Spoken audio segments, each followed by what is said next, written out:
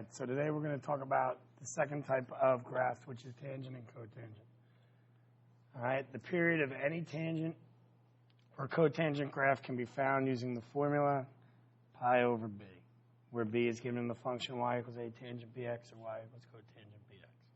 Sine and cosine, the difference was it was 2 pi, so now we're just going to divide pi over b.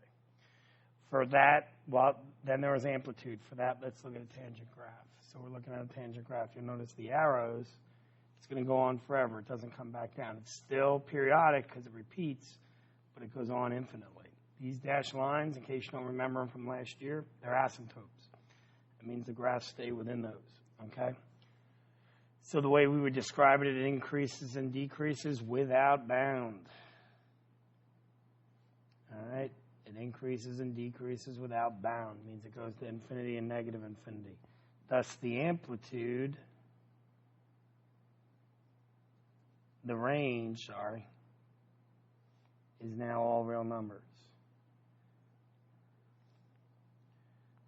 All right? The range is all real numbers. All right? As we said, these are called asymptotes. All right? These exist because there are values of tangent and cotangent that do not exist. Hopefully you remember that from the unit circle, because when we divide by 0, it doesn't. All right? Let that all sink in.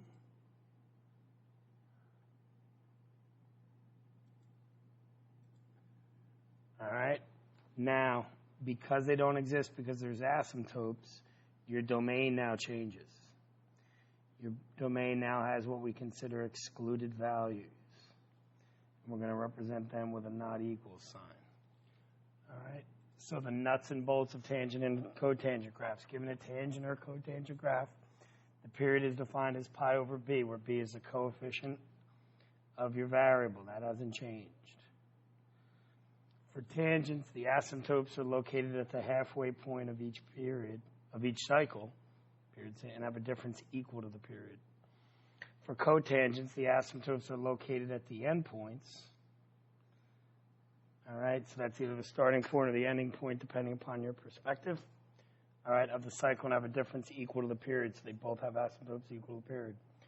When positive, tangent graphs increase when moving left to right. Cotangents decrease. All right? So this, ladies and gentlemen, is a tangent graph because it increases. Unless there's a negative involved, and then everything flips. Now, when you're listing domain and asymptotes, all right, so when you're listing domain and asymptotes, x equals, for the domain, x not equal to, so that's how you're going to describe the domain.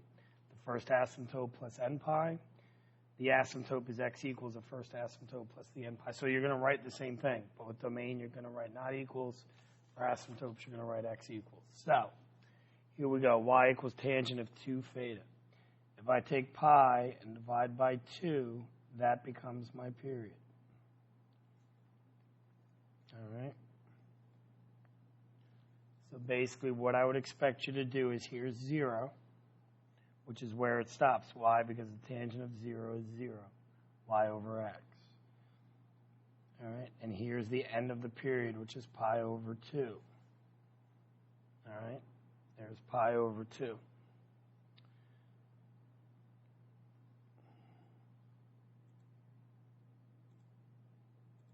right.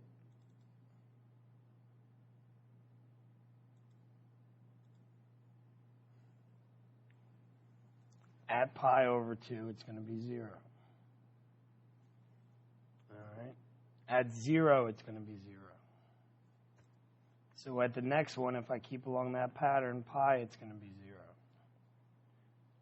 All right? So the halfway to pi over 2 would be pi over 4.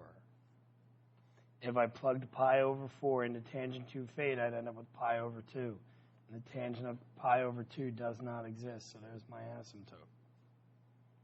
All right? Halfway between pi over 2 and pi is 3 pi over 4. That also is going to be an asymptote. All right?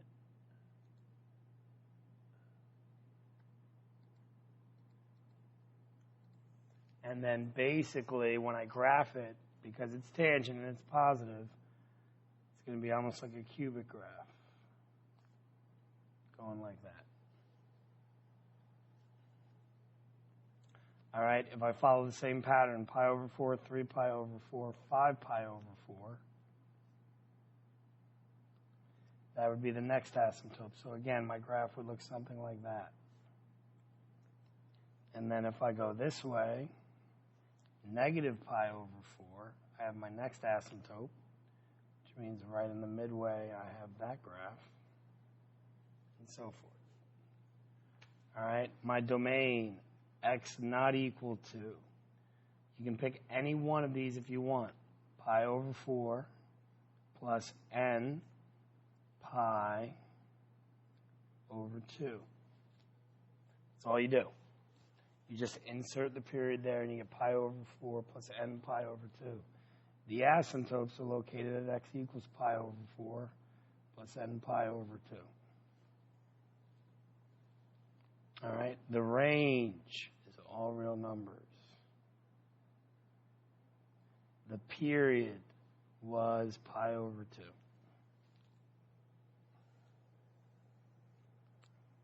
Okay. Y equals tangent theta over 3. Now I got 1/3. All right. So pi divided by 1/3 becomes 3 pi. So that's my period. All right. When I look the graph. All right. When I look the graph.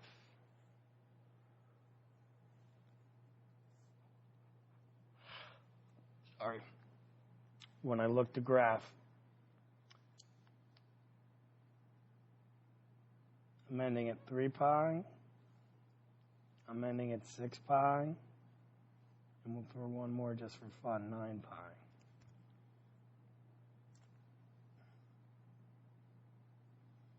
Remember, those are all going to be zeros. Halfway to 3 pi is 3 pi over 2. That's going to be my asymptote. All right? The next asymptote, if you want, is halfway between them. So if you want, just add them up and divide by 2. Kind of like we did quarter points. So 9 pi over 2 would be the next asymptote.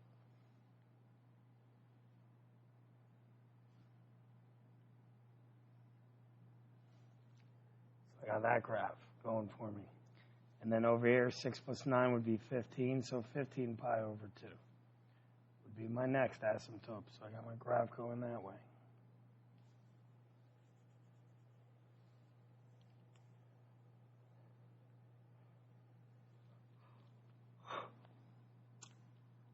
Negative 3 pi over 2 would be my next asymptote going that way, so I'd have my graph going there. All right. Domain x not equal to, and you can pick any of them, 3 pi over 2 plus 3n pi. My range, all real numbers.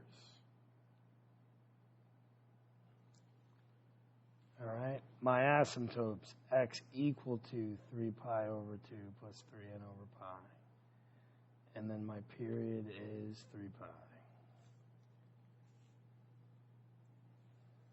All right. Now, y equals cotangent 2 theta. One major difference is, all right, so if I do pi over 2, that gives me my period. All right, pi over 2. The asymptotes are going to be located on those points. So after pi over 2 would be pi.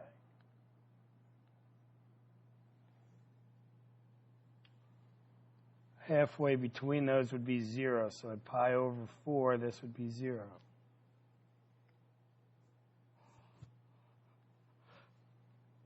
Halfway between those would be 3 pi over 4.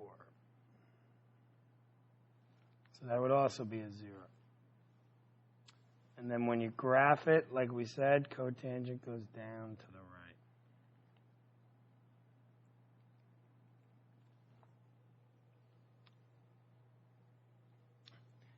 If I look at y equals cotangent theta over 3,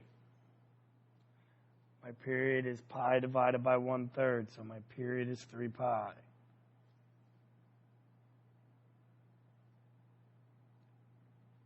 Remember, for cotangent, the asymptotes are located on the endpoints. Halfway would be 3 pi over 2. That's your 0 point. And then it goes down to the right. 3 plus 6 is 9. Half of that would be 9 pi over 2.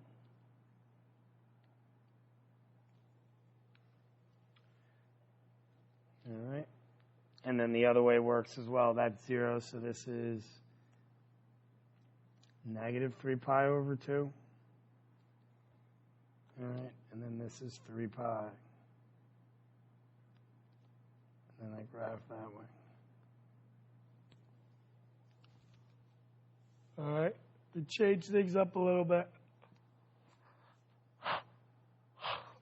we're going to make these negative. All right, we're going to make both of these negative. Well, the coefficient is 1/2, so the period of both would be 2 pi. The domain, x not equal to. The asymptotes, x equal to, but these will be the same values once we're done. The range is all real numbers. Okay, so let's go to work. So negative pi over 2. So there's my 2 pi, 4 pi, 6 pi.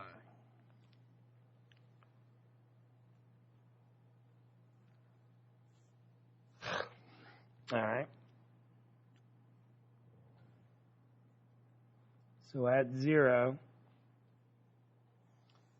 cotangent is x over y. Since the y is 0, that again is our asymptote. Just a quick reminder of why it is. So at the period's endpoints are our asymptotes with cotangent. Halfway would be 0. But because it's negative, it goes up. So this is an example where cotangent is going to go up because it's negative. It negates it.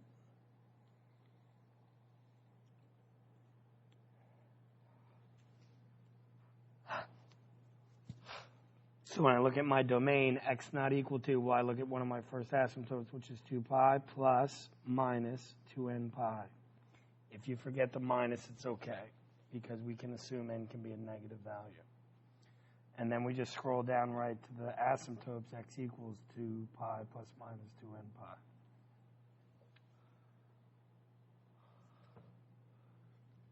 And then the last one, y equals tangent, negative theta over 2.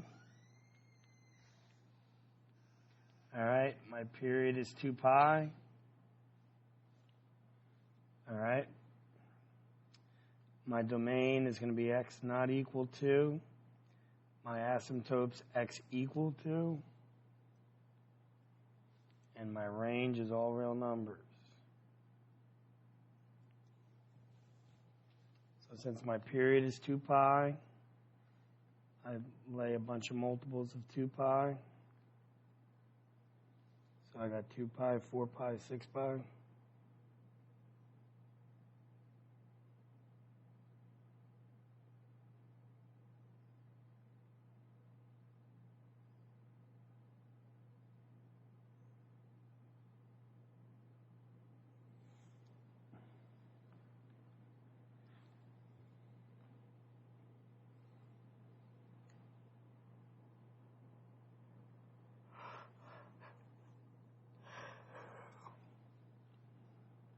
My asymptote, remember, with tangent is halfway between the periods. So there's some examples. Because we made this negative, what happens is it goes down to the right.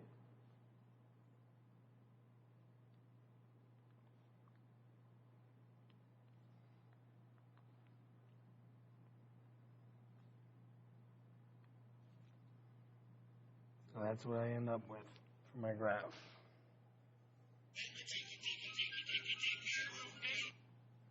All right, when I'm looking at my domain x not equal to, I look at one of my asymptotes, which is pi, plus my period was 2 pi, so 2n pi. My asymptotes x equals pi plus 2n pi. And my range and period stay the same. All right, so that's tangents. You'll have an assignment dealing with that. That'll be due. And then the last thing we have left is secants and cosecants. Best of luck.